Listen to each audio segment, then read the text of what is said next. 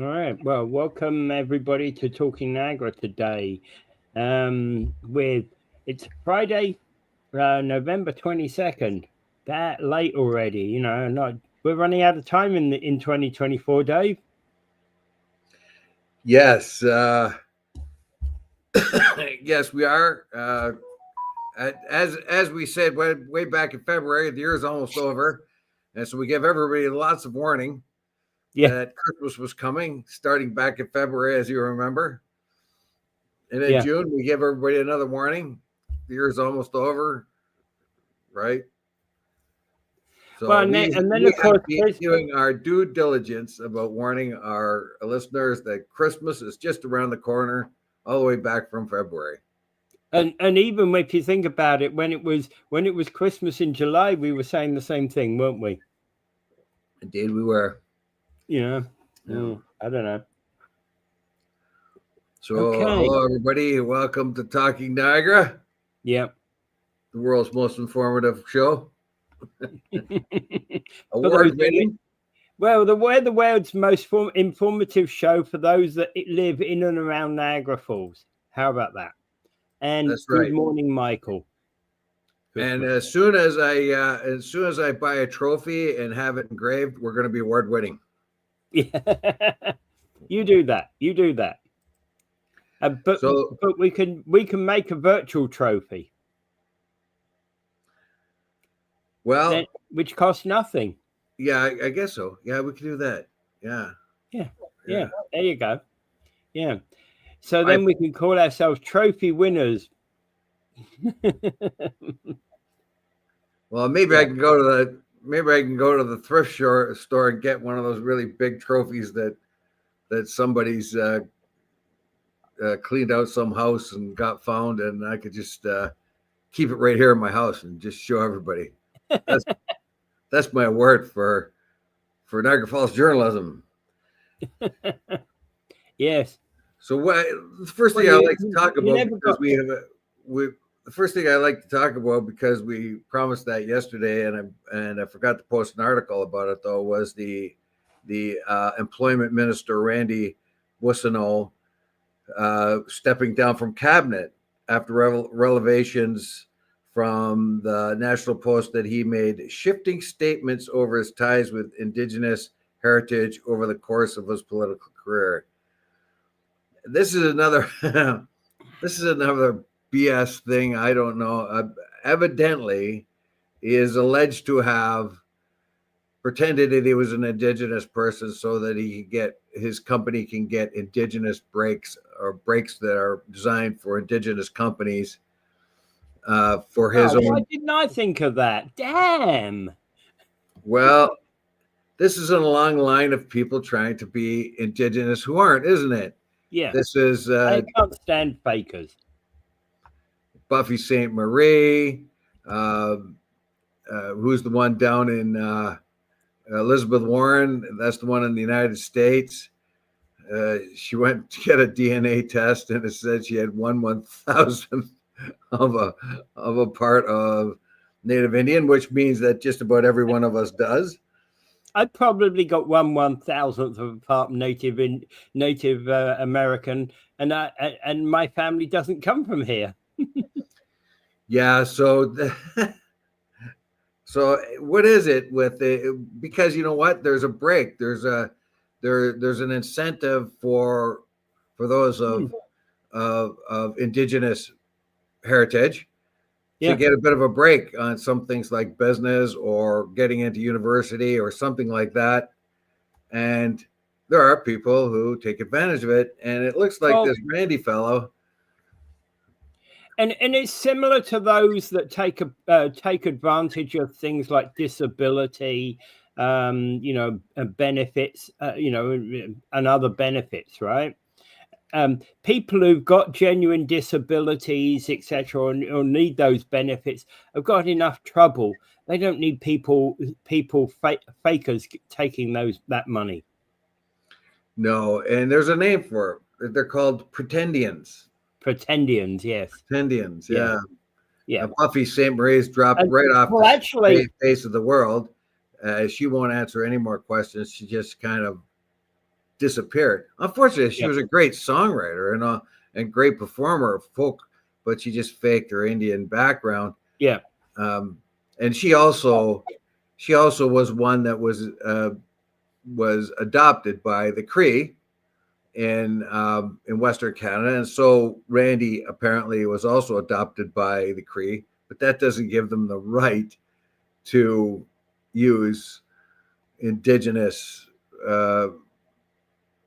things meant to help Indigenous people, right? Because Well, they don't face the same hurdles, yeah, obviously. yeah, absolutely. You know, it's interesting. We talked about that, and a few years ago, I remember a friend of mine from down south in US. I was helping out on the editorial panel of a magazine that he owned, and one day he just gave me a call. He was talking about some writer that he'd received a submission from, and he was talking about how he had something, this person professed to be in the military, and for some reason he was a military man, of course, and something triggered in him that made him, he said it was a nice story, good story, but he had to investigate. Something triggered in him that said there was fakeness going on here. So it was about the military, it was about the military,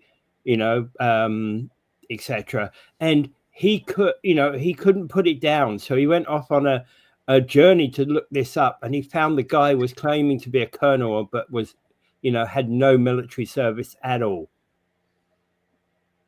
And Yeah, just to get advantages. Yeah, Now, Boissonnaire referred to himself as a non-status adopted Cree. Yeah, He claimed that his great grandmother was a full-blooded Cree woman in the past, but those claims were untrue. Yeah, he has since clarified that his great grandmother was family, in fact, had Métis lineage. Now, this is the guy that's going to have to do another DNA test. So he's a non-status. For one thing, he's a non-status. So any advantages that his company could have got for a not would probably not be allowed to a non-status Indigenous person at all, because you have to have status in order to have it.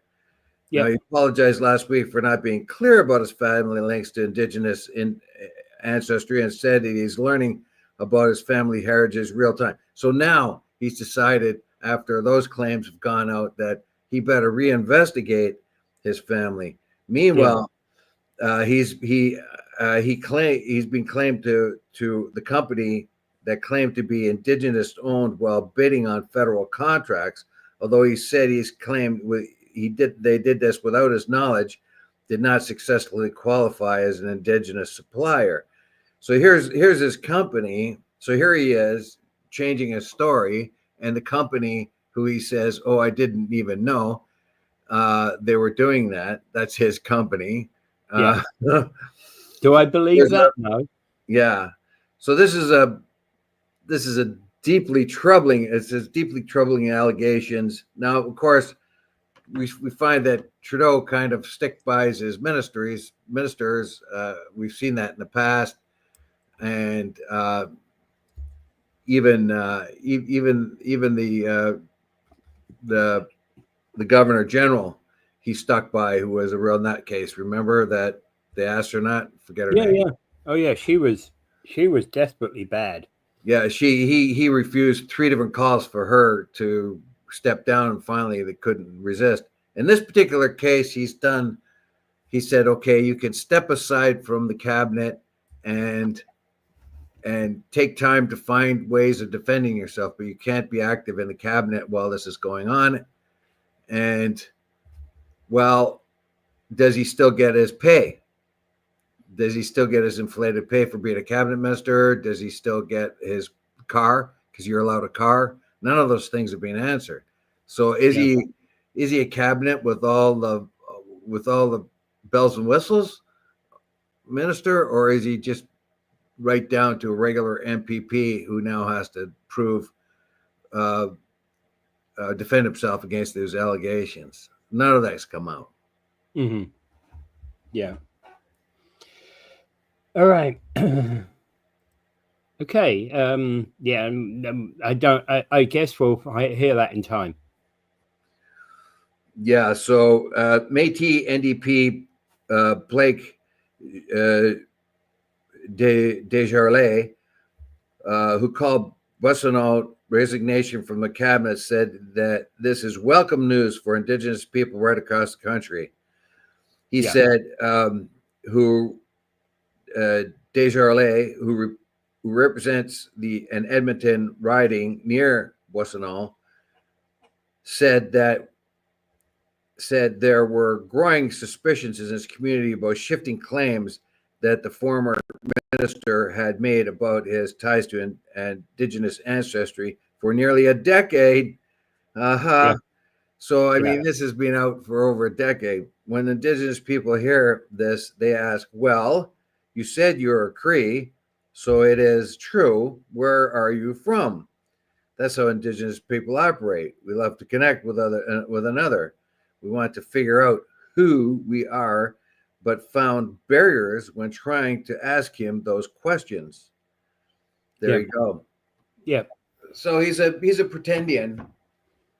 I'd be surprised, very surprised. He may have a great grandmother that was 1/4 Cree. Maybe, I don't know. Yeah. Okay. Yeah. I don't like pretendians. No, they're abusing the system. That ruined Elizabeth Warren's career. Yeah.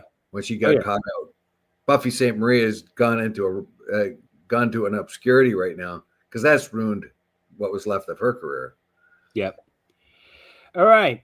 So South Niagara Hospital is given a project update on their projects, and they're kind of looking at this month. They do this on a regular basis. This month they've concentrated on prioritizing a universal design that includes accessibility, inclusiveness, and these are some of there are 6 projects relating to this behind the hospital design. And accessibility and inclusiveness.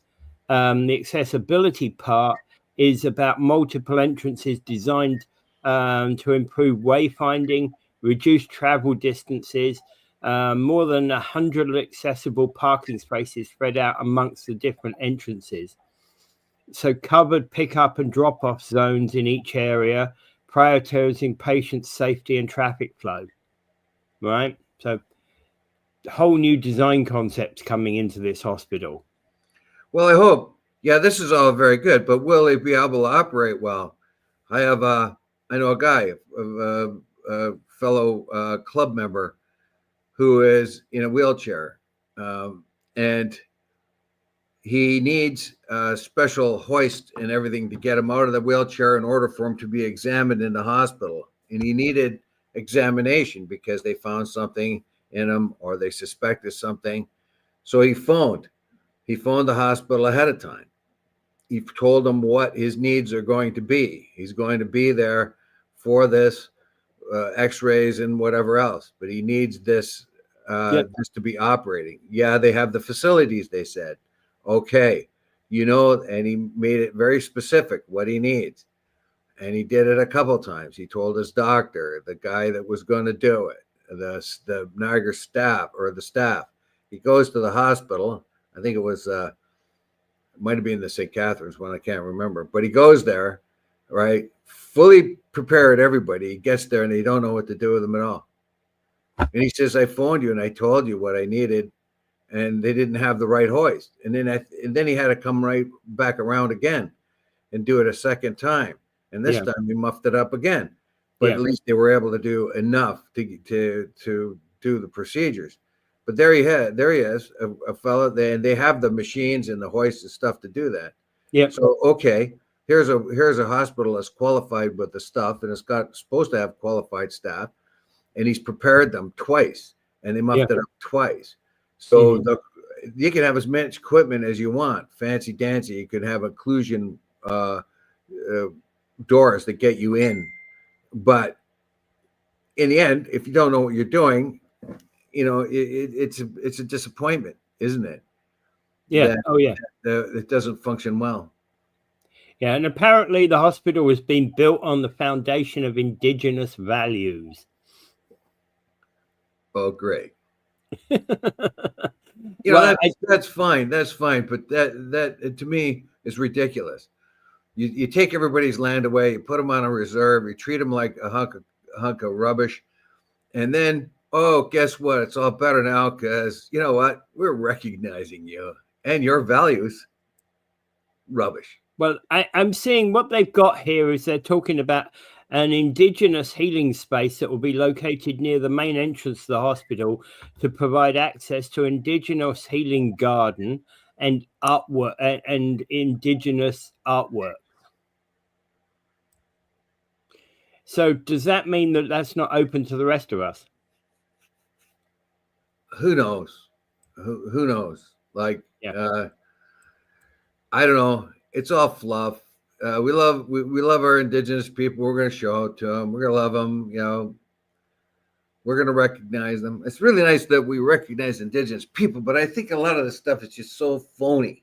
You know, here's your little patch of ground. We'll call this the Indigenous place, and we'll put an Indigenous name on it. That kind of thing.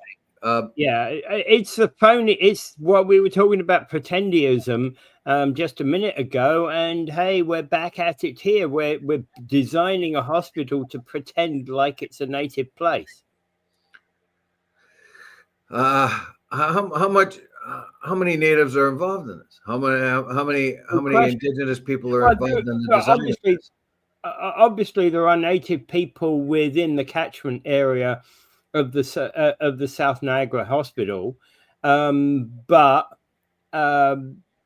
it's a fair question. How many? Don't know. Well, sure, but how many of them are involved in the design or the? Oh yeah, another question. You know? Good question. Yeah, absolutely. Don't know. Don't think that actually talks about that. You know, I didn't see anything about that. I would just like to know, like, if the Indigenous people are okay with it, then I'm okay with it. But this seems to be like patronization to me a little bit. I can see that we haven't recognized our Indigenous people for a very long time and put them on the back shelf and kind of ignored their needs.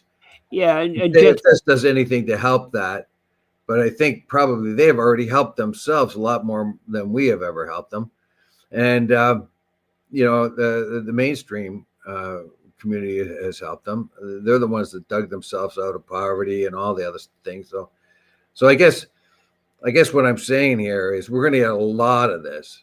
It's like when I was listening to CBC, they come to the conclusion that they ignored Indigenous news and Indigenous events for far too long. So then what did they do?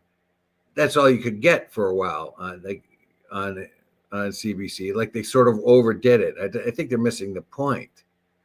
Okay, the point here is that the principal architect, two-row architect, is 100% Indigenous-owned business operated from 6 nations of the Grand River, Takaronto, Toronto, and Calgary. The firm provides services to projects for Indigenous clients, those that incorporate Indigenous cultural ideologies and teachings. So Brian Porter, who's the principal of this, is actually has worked with Ellis Don on a number of previous projects and asked them to join the team at Ellis Don Infrastructure Healthcare in bidding on the South Niagara Hospital. So they were part of the design team for the hospital. Okay, well that makes me feel better. Yeah, there was actually Indigenous people involved in it, and more than just a titular way. Yeah, I should have started with that. I basically just read the first paragraph and not the rest of it. Yeah. Okay. Yeah. $5 fine. Yeah. Thank you. All right. What else is of interest here? Yeah, they're talking about design for the place, etc. They from blueprints to mock-up plans for this hospital. It's still, of course, in construction, and that's kind of it really where we sit at the moment, because construction's ongoing. I think we're up to about 3 or 4 floors now in parts of it. Yeah, well, okay. It's the hospital is news, and we'll be happy when it's finished and ready to go. I hope they didn't.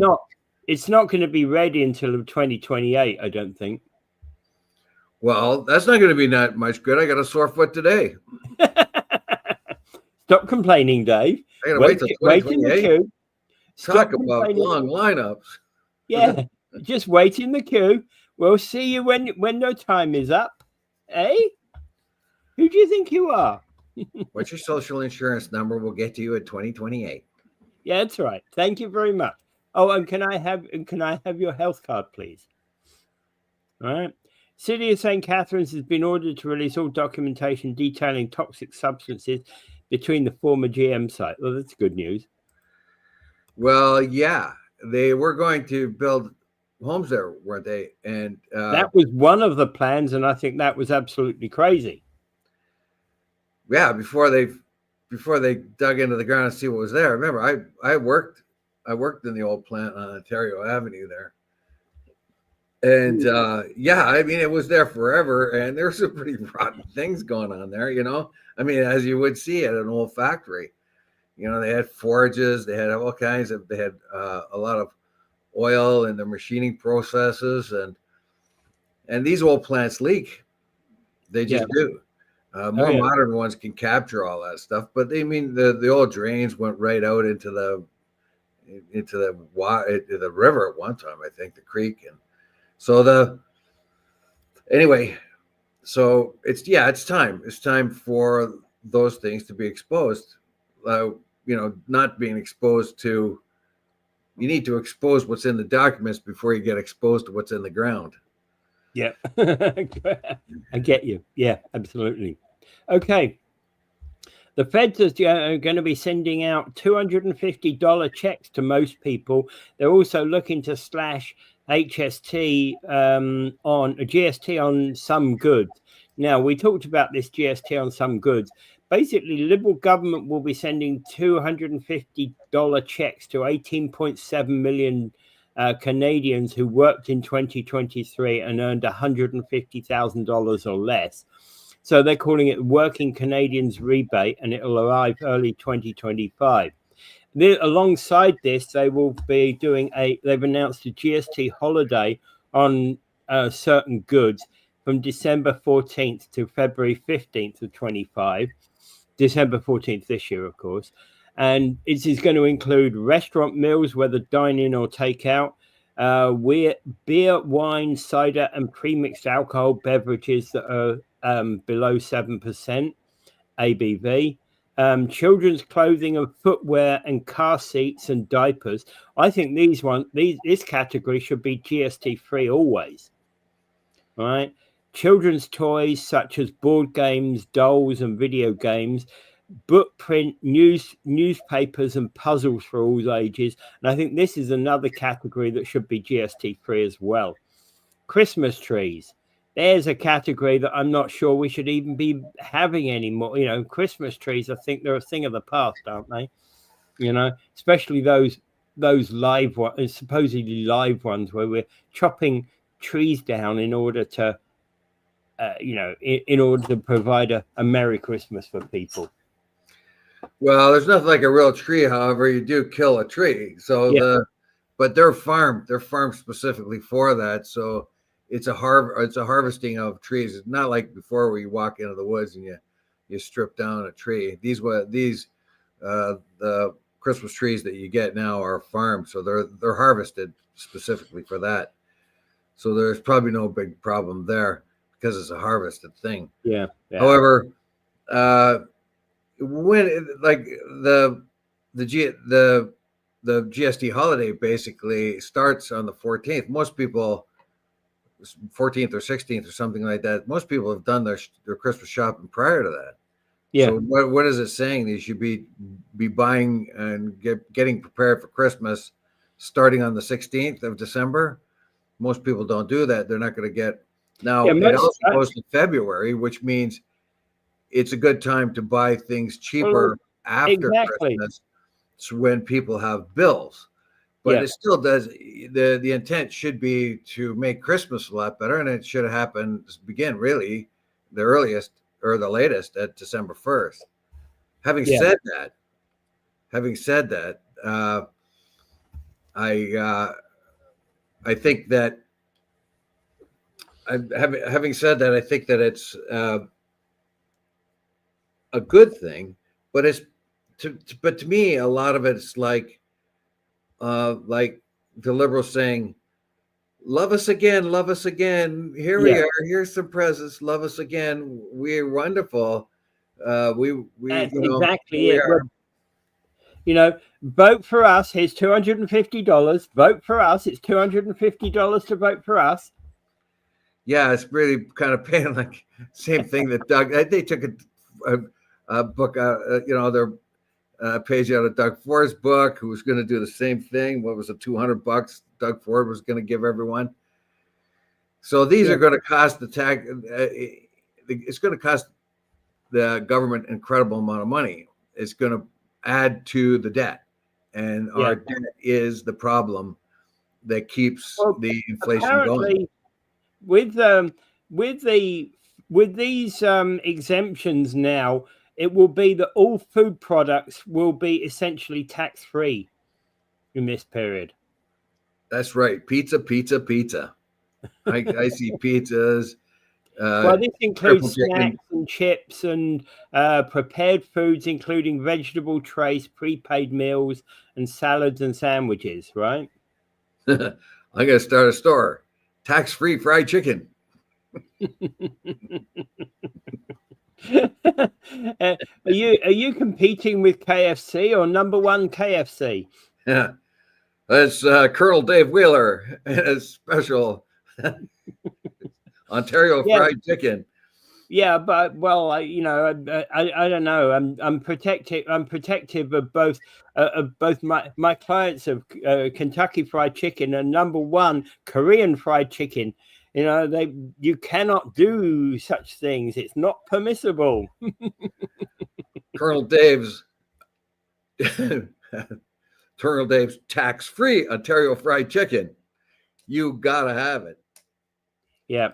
Okay. And Ford is giving a rebate to employers with $2 billion surplus from WSIB. What Ford has done is prove they can pay you for voting. Well, that's what Trudeau's doing right now too. Like everything the liberals are doing, they're taking a page out of whatever the conservatives have done or said. But this the GST thing, that was an NDP idea they stole. There was a campaign ad, the first one I've seen for the liberals, at least the first one I remember, just yesterday, and it claims that it got everybody good, like the new dental work. They said it wasn't possible to get childcare, but we did it. They said it wasn't possible to get dental care, but we did it. And I think the NDP are rolling around, frothing at the mouth. That was our idea. That was our idea. Right? Yeah. And so is the GST. Exactly. So is the GST holiday. That is an NDP idea. And but the liberals are good politicians. They're going to steal or take whatever they need. They've seen what worked in the United States too. Remember all the different campaigns, which worked and which didn't. Yeah. They have a study on that. I think the one that got popularity for Donald Trump was this whole idea of we can have a tax-free America. Yeah, well, that was popular, but the most popular one was the one about when they talked about Democrats giving operations for transgender transformations in prison and other things, and they said the Democrats are for they and them. We are for you. That turned out to be their most effective commercial. Probably, yeah. Probably. It's been studied. I think whoever came up with that commercial has got all kinds of bonuses for it, because that was apparently the most effective, widely watched commercial. Yeah. All right. So Stelco's new owner is optimistic about local steel production in Hamilton and Nanticoke.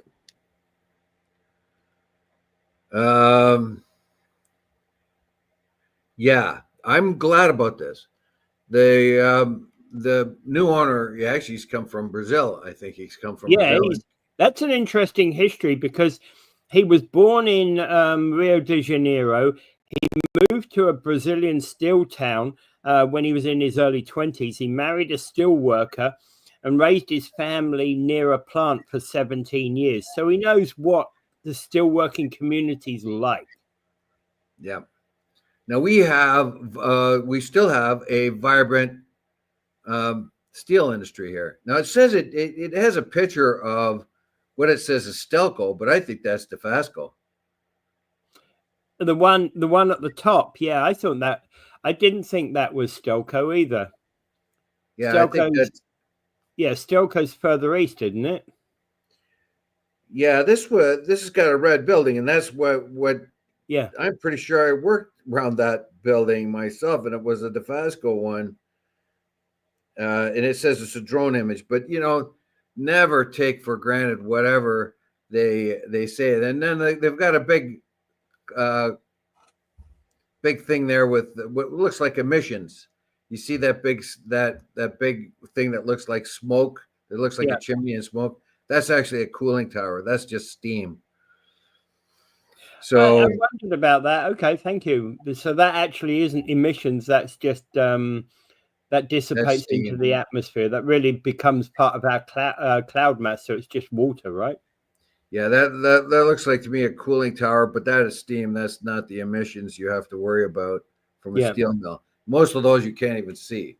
Yeah. So they if you go to a steel mill or something like that, and you look at all the white smoke coming up from everywhere, most of that's just water vapor.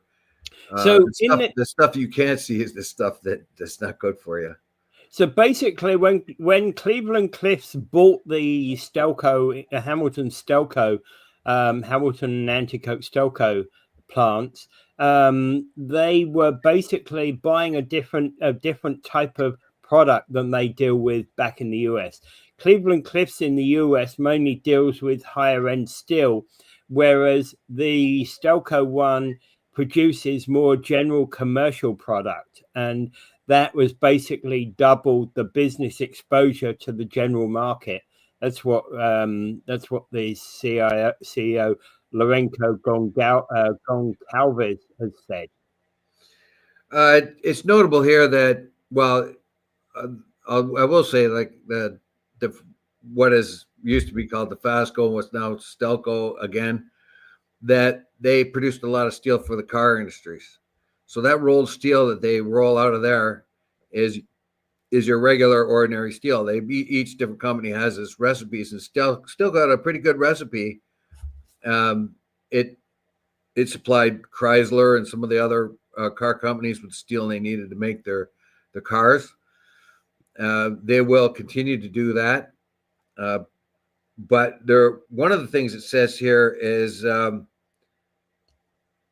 that they'll use they'll use the Stelco plant to make a lot of coke and ship it into the United States. Now, coke is essential for making steel.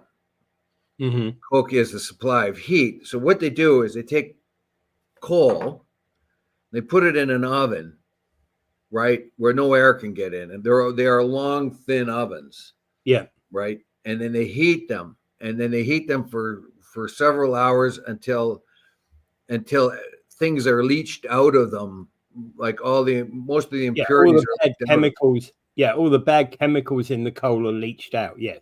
Yeah, and those are then captured to make butane and other kind of things. The impurities which is not really impurities, but there are other compounds that you don't need in the coal. Because if you use coal in a blast furnace, you're going to get brittle steel.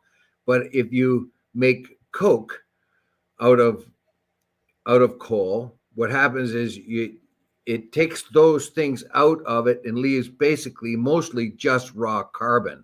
Yeah. And that is the fuel for the furnace, and also parts of it combined with the steel to make the alloy from iron to steel. So you need a carbon content in iron to make steel. A little bit of carbon makes steel a lot harder. They're talking about investing in a new stove for the blast furnace in Nanticoke, and will reduce emissions, but they do not plan to install an electric arc furnace, which many other steelmakers have done, to lower emissions. I'm not so sure they got this quite right. The company plans to produce more coke in Ontario. That's right, and send it stateside. So that's a good thing. So they can make. I think Stelco still has. It has been grandfathered in more areas to make coke, because coke's kind of a messy thing sometimes. So coke fuel is making steel, but then it added. So it talked about the blast furnace. I don't think they're going to make another blast furnace at Stelco. They tore down most of their blast furnaces. Well, they're talking about putting one up in Nanticoke. Nanticoke? Well, the original plans for Nanticoke had 2 blast furnaces. So if they want to put another blast furnace there, that would be a really good idea. The Nanticoke, the Lake Erie Works, Stelco Lake Erie Works there in Nanticoke, much newer. I've worked in them all. I've seen the inside of most of the steel mills in Southern Ontario. So, and most of the departments, you can't be a construction millwright without them. So I get it. It's a bread and butter for your industry. I get it. It's heavy industry as much as it's a big emitter, though. It's a big emitter of fumes. So yeah, I was going to say that. You see, I was going to say that, but I have to confess that, hey, the information that they do. So they were talking here about Ontario's top industrial emitters of CO2, and they're talking about, I'm presuming this is parts per million, ArcelorMittal Dofasco in Hamilton at 3.96 parts per million, I'm assuming, but I'm not an expert at this. And whereas Lake Erie plant is 3.77 million per million. Yeah, you need a lot of coke. You can understand what a blast furnace is. You know, you have basically what you have is your iron pellets, your coke for fuel, and some part of that carbon is combined with the iron to make steel, and then you blast it with oxygen. So you can imagine what comes out of there, after it's blasted. Yeah, with oxygen. It's incredible. So it comes out of the blast furnace and then goes over to the BOS, basic oxygen furnace, and it's put into a big vessel, basically, that's looks like this, and it's enormous. And you pour the molten stuff in there, and then you blast it with oxygen, and then there's just a massive amounts of discharge from the top as this goes on. It's an incredible process, insanely incredible process, but it works. But we need steel. Yeah. And I believe, though, it mentions here electric furnace, but I'm going to hold back on the electric furnace. Number one, you need an incredible amount of power. So if you're going to go with electric furnaces, you're going to go to areas of the world where power is cheap. And that power may be made with coal or oil. So there's a problem with electric furnaces right there. The other problem is I don't think it is economical right yet for all kinds of steel, particularly general steel. And we already have enormous investments into blast furnaces and such and coke ovens. So it's not like they're going to be able to switch click their fingers and make a electric blast furnace. For one thing, they're in their infancy. That you can get electric arc furnaces for just about a whole lot of different things, but iron has a pretty high melting temperature, and it's much more viscous than aluminum, which is normally done with electric furnace. So there are problems with that, and the investment that the companies have already made in the coke and conventional blast furnaces. I don't know. If you're gonna do the electric furnaces, it's got to be an arc furnace. It's going to have these huge carbon electrodes, and they get burned up. And what carbon electrode does when it burns up, it makes emissions. So you don't make, you know what I mean? There are some issues there. How much do you save by going to an electric arc furnace? Electric arc furnace. How much emissions do you save that way? Doesn't sound like you do. You probably do, because if you'd have to combine the carbon with the iron later. So you could smelt the iron and make it a liquid, and then you, by one process or another, can add carbon without using the blast furnace, because most of the energy that makes steel comes from the coke that's pushed into it. Yeah. So it gets very, very hot using the fuel that is the coke. It's a fabulous fuel for steel. And the reason why I said that's the reason why they use coke is because they've taken those things out of coke that would make the steel more brittle. And that was one of the big problems with iron all along, until the Bessemer process comes along, and then all of a sudden you can make all kinds of steel. Well, actually, it's not exactly that. Bessemer-like processes were around before Bessemer, but they got better and better, and suddenly you could make an incredible amount of steel, and you could send the ingots and the rods and all the way around to blacksmiths all around the world. So that was the first big boost to that, and the steam engine were the first big boosts to the industrial age. Yeah. Anyway, that all aside, that all happened in England, but that all aside, well, to get an electric furnace to puddle iron ore, that might be a trick. Yet the investment might not be worth it at this point. So this is a future thing rather than a now thing. It will go into places where they have abundance of inexpensive electric power and inexpensive resources. So theoretically could be paired alongside hydro generated power here. Well, where it should be is up in Labrador, where they produce an enormous amount of inexpensive power, and they've got iron. They have iron there. What they didn't have up in Labrador before was the coal for a coke. Yeah. But if they make electric furnaces up there, they got the iron. They got boundless amounts of iron up there. So that's where the steel mill should actually go if they're going to go electric. Yeah. Okay. Because the power is extremely cheap there. It's all hydro too. Yeah. Okay. Well, they could probably get wave power as well, couldn't they? What? They could use wave power as well, being close to the ocean. They don't need it. They have possibly don't, but I'm just saying they could. But that's a whole different technology. I know it is. I know it's a whole different technology. I'm not extolling the benefits of the technology. I'm just saying they could utilize that if they needed to, in addition to whatever other hydro they've got. I don't think that would be practical at this time. All right. I think that's 50 years. You're not a fan of wave power anyway, but I know. I think it's a good idea. I just don't think it's practical. I think if they haven't been able to capture the power of the Bay of Fundy, where the tides are 50 feet high, and they're going way up into Labrador and trying to capture some sort of wave power from where, I don't know. That's way in the future. That's what I would think. All right. Okay. Anyway, don't worry. I wasn't, anyway, that's fine. Okay. So at the moment, it looks like steel production in Hamilton Hamilton and Nanticoke is secure.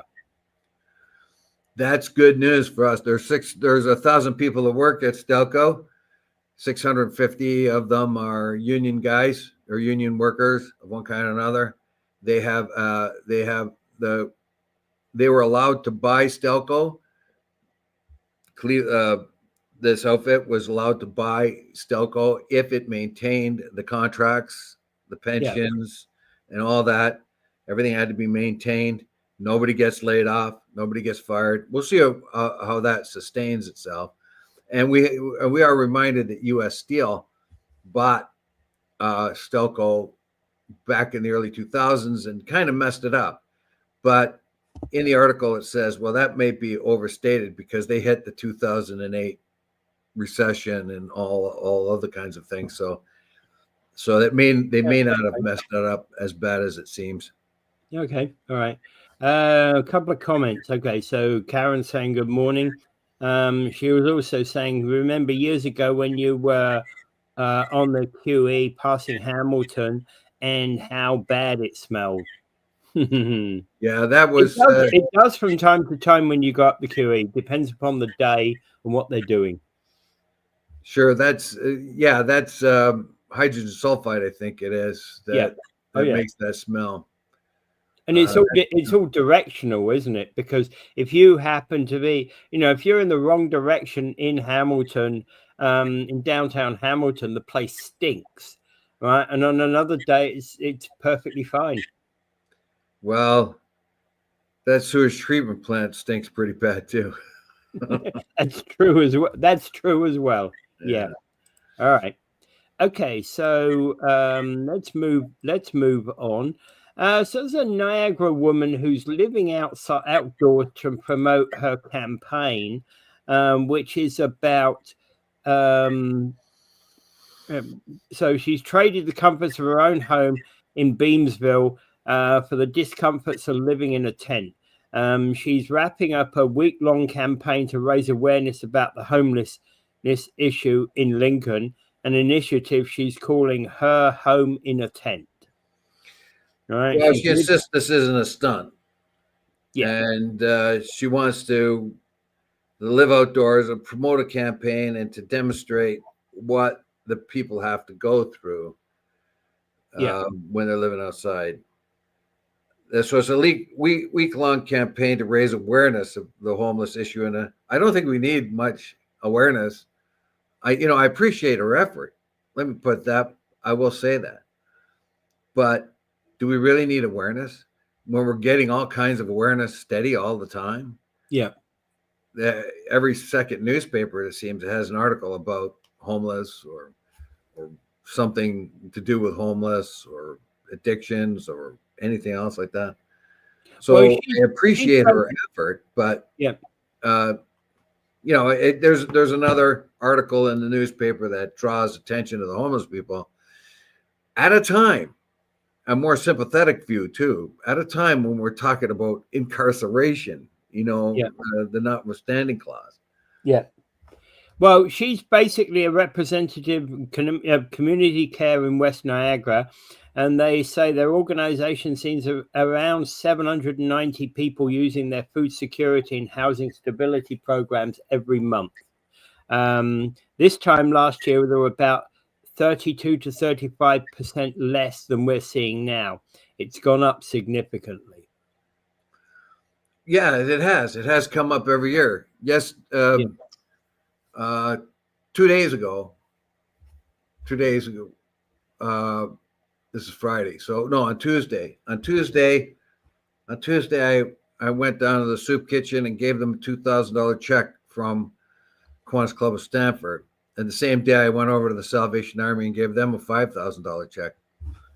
And as I said before, a friend of mine brought in a carload, his car stuffed to his trunk and his back seat and his front seat stuffed to the rafters with coats and boots and sweaters and even a sleeping bag, and we took them to the Sally Ann.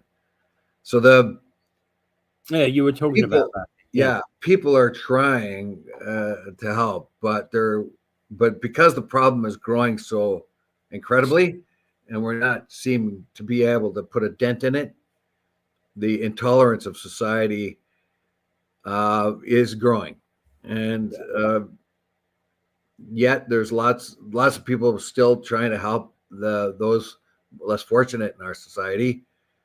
There is this growing intolerance, and as we've said over and over again this past week, that the lack of resources that were used to help those people who are homeless, temporarily homeless, let's hope, are the same resources that are going to be needed in abundance if you go to more concentration camp style of incarceration.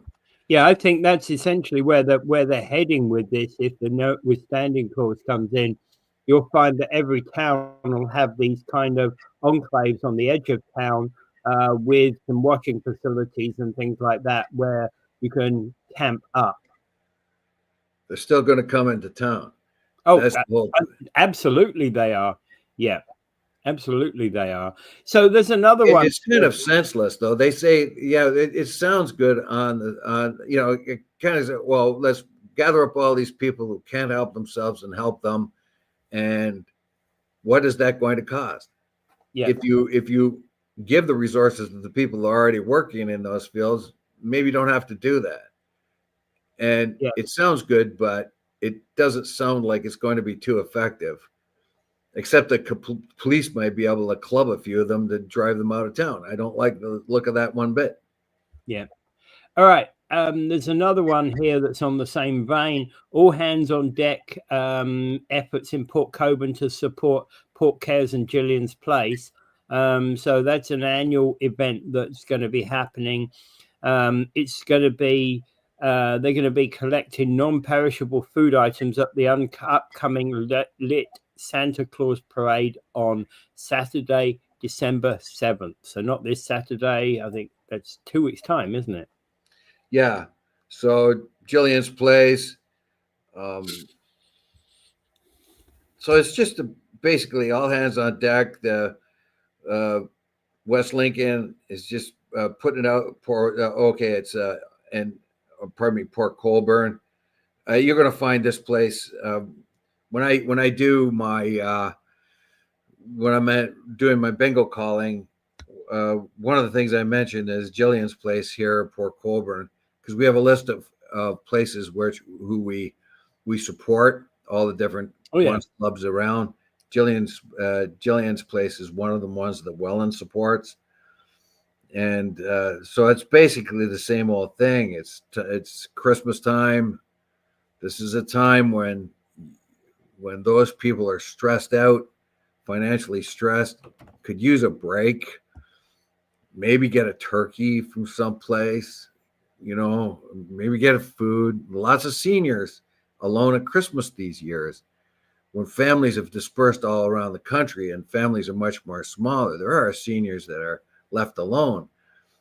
It's nice to be able to call them up and, hey, you want a turkey leg or something? And we'll bring it up, and here's some gravy and, something of that kind. I don't want a turkey leg. I'm vegetarian. Okay. You'll get a vegetarian turkey. Yeah, I don't want turkey. Okay, so you can get I just want veggies. Yeah. Anyway, joking aside, yeah. Does anyone out there can get Peter a Christmas cauliflower? There you go. Now we're talking. Especially with a hunk of cheese. Yeah. Well, you can bake you can bake a big a cauliflower and have cheese all over it and just put it on the table and slice it like you would. Oh, that is melting the tongue deliciousness right there. Hey, if you want a really good recipe for that, look at Dutch recipes. I had one before. I saw it I saw it in a magazine or something. And I did it, and it was outstanding. And then I lost that recipe. But the Dutch with cauliflower did are geniuses. They put the whole cauliflower in Yes, with cheese and stuff on it. Yeah. Okay. It's fabulous. I'm going to look that up. Yeah, I'm going to look that up because we make a different style cauliflower cheese in England. Oh no, the Dutch, they really know how. No, no, I'm going to look it up. Yeah, thank you. Yeah. All right, okay. Drop-off locations for this basically include the Fire Hall, Engineering and Operations Centre, Vale Health and Wellness Centre, and City Hall and the Library. So this is Port Colborne, by the way. Yes, indeed. It's Port Colborne. Hats off to those people who try to make Christmas a little bit better for those of humble means. Unfortunately, that's a growing number of us, and we don't want, and maybe we can help people stop those people that are on the edge of becoming homeless, not get there. I mean, I think that's probably one of the things we can do as charities, basically, is to try to identify those people who are on the edge, just about to fall off into homelessness.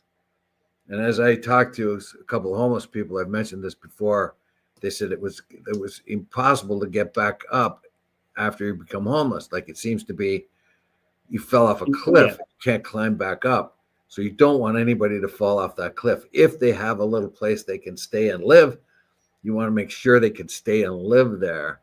Yeah. And they're looking to collect new and unwrapped toys and books, non-perishable food, used clean coats, and new mittens. There we go. Yeah. And remember, after December 16th, you can buy them and take them there. GST removed. GST free. Yes. There you go. All right. Yeah, they're running that one to the wire, aren't they? Okay, so let's move on. Last couple of minutes. Niagara on the Lake is proposing a 14.4% tax levy hike for 2025. Oh my God. Yes. Well, the elites of the region, the people with all the money that live down there, are now facing a huge tax increase, over 14%. And I read the article, and it seems to be justified that they have a lot of expenses that they can't meet. So I don't know how they've been surviving up to this point, but if they don't raise the taxes an enormous amount, 14%, they won't be able to maintain the town as it is. They have a rather small population, so, and they have a high-end infrastructure and all that kind of thing. So they don't know how much money they're going to make off of tourism, out of parking, all these other things. So they're going to raise taxes 14%. There we go. Here we have two conflicts, two things juxtaposed. You have the Port Colborne people trying to get up charity work and try to make things better for those people at the very end, the low end of socioeconomic order. And then we have people in Niagara on the Lake who are on the high end of socioeconomic order. They have to pay taxes. We have to feed or help the people at the low end, but the high end people are now facing a price increase that they can afford, however. So they're not going to be happy. And overall, they're basically saying that Niagara on the Lake is not meeting its revenue projections from its programs. That's what financial officials in the city have been saying. So Down has yet to determine the legal expenses for 24, but say it's at least 650,000. But remember, their budgets are a heck of a lot smaller than the budgets in places like Niagara Falls. Yeah. So basically, yeah. So well, you got to pay for what you get, and Niagara Lake is a high end little town. Like you can't live there if you're a person of modest means anymore. You can't. Every piece of property is extremely expensive, and it's Basically, supposed what to they're be kind of an saying, elitist community. You and know, this 14% hike that they're talking about is if you're an average property taxpayer with a home assessed at 544,000, this would mean a $203 higher this year than this year's on your taxes. So it's going to go up $200 for that $500,000 home. And many well, homes in Niagara Lake are way above $500,000. and they are, and they're the people that are not qualified for the $250 giveaway from the feds. So they can't even use that. Yeah, interesting. Yes, of course. Only Yeah, and 18 as you million said, of us are going to be available for that. and as you said, it's the budget, the operating budget for the city doesn't seem to, basically they're running at, everything's tough there. They're running at the limit right now. Yeah. And their budget is a heck of a lot smaller than like Niagara Falls' budget is. Well, I think they only got about 17,000 official people in the town, don't they? Yeah. Oh, yeah. 17. That's about it. 17,000 people. Yeah. So it's a nice, quaint town that is within a shooting distance of St. Catharines and Niagara Falls. So you have the bigger city conveniences close by, but they want to keep the small town atmosphere. It's going to cost them. And the quaint and there's quaint property taxes to go alongside it. Yes. And hey, I'm not a fan of of raising property taxes, but in this case, I think that you have to look at it to actually assess where the money's going. But I think that the city's stretched pretty thin, as you said on this. Yeah, by reading the article, it really looks that way. I don't know. They're. You know what? I just saw something. If we were talking about Trudeau's $250 giveaway, I got a better idea for him in the Liberal Party. If they really need a boost, a buck of beer. Buck of beer. Yes. Yes. Yes. I mean, maybe he's already copying the NDP and the Conservatives, what they have proposed to do. So Doug Ford is going to give out money. Doug Ford, Liberals are going to give out never money. delivered on his buck of beer. Not that I'm sure I'd want to drink that buck of beer, but still. Well, the Liberals can do this. They can go ahead and get everybody, get everybody a buck of beer. They'll probably bungle it somehow, and and it'll be like $20 a beer by the time they figure out how to do it. But he can promise it. He can promise it. Yeah. All right. Well, interesting. We haven't got any more comments. Well, the Liberals would be more like a $10 bottle Chardonnay. We promise you. Chardonnay. Okay, Chardonnay. But actually, it'll be $100 bottle of Chardonnay. Well, Liberals, they'll wreck it somehow. We will.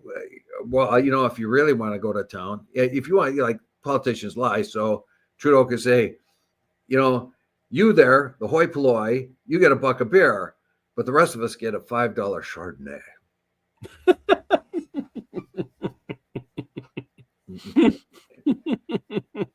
Vote for us. Yeah. Do you know why my ex is going, Dave? It's going to the other party. I'm not telling you which, just one other party. Probably the Monster Raving Loony Party. There you go.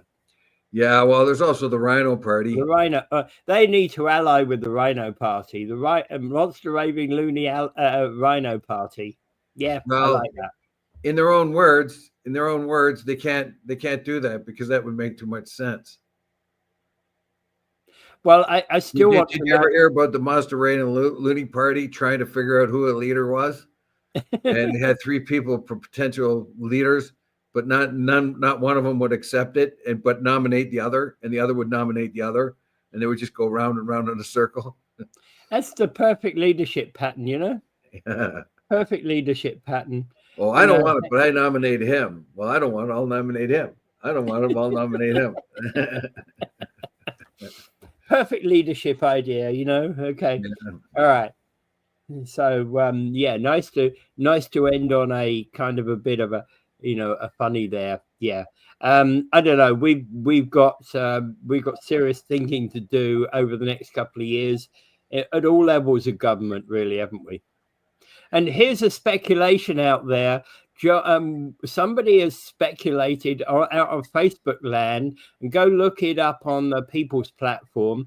Somebody speculated that actually what's going to happen at the next election is that in the provincial election, Jim Diodati will be standing for the Conservatives against Wayne Gates. And further, this individual is predicting that he will beat Wayne Gates and become the new Conservative MPP for Niagara. No. And that Wayne Jim Diodati is a very, very cautious man. Hang on. Jim Diodati, go ahead. And then further, that Wayne Gates will become the next mayor of Niagara. Well, that's humorous, but I don't think that Jim Diodati will enter that race unless he's positive he's going to win. If you look at his last mayoral race and the ones before that, particularly the last one, he left absolutely nothing to chance. He had people all over the place with placards right to the very last minute. Yeah. He did not let up one. He was assured to win, even, you know, but he left nothing for chance. He had no real competitor that could actually come close to him. So I don't think he will go up against somebody that he might lose against. Well, here's a big question for you, right? So if he did do that and he won the you know, and he stood and he won that riding, guess who becomes the next mayor of Niagara Falls? Sandra McKinnon. Ring, ring, ring, ring. You're the new mayor. And she had, of course, just over 1,000 votes. Right? Well, if he does become the MP, but we'll see about that. I think probably is like if Wayne Thompson was offered it by the Liberal government when the Liberals were very popular, he turned it down. He wanted to be a big fish in a small pond. Yeah. I don't know if Diodati can be contained by this small pond, but it is an expanding city, and the region, so there might be political opportunities here for Diodati, where he doesn't have to sort of then move into the province or federal spheres.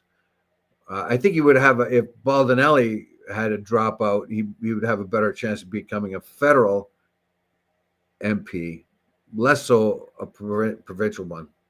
Yeah. Well, okay. Yeah. That's fair analysis. You know, I'm not so sure I agree with that other analysis anyway. Right. I actually think that Mayor Diodati prefers to be mayor than he would to be an MPP. I wonder if he'd offer a buck of beer. No. I can't see our friend Jim being buck a beer guy. No, he might not. But actually, you never know. He might surprise us. Buck a beer. Yeah, there you go. Is bucket, hey, I got a better one though. It's got to be free beer for all the workers. Oh, I vote for you. There you go. But you see, but there's a song, you see, that I was stealing the lines from a song. And all I know about the song, I don't know the rest of the song. I know the first line, which is free beer for all the workers when the Red Revolution comes.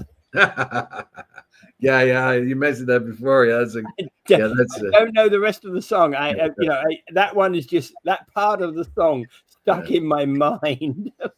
And it's probably a bastardization of somebody else's song, because I believe it's sung to the tune of La Marseillaise. Yeah, well, it sounds like a funny song. Probably something that the workers did to kind of amuse themselves. Yeah, exactly. It's an English thing. It's an English thing, of course. Yeah. But anyway, okay. Well, have a great weekend, everybody. Have dreams of buck of beer and $5 Chardonnay. Without further ado, I bid you adieu. Go, Bernie, go.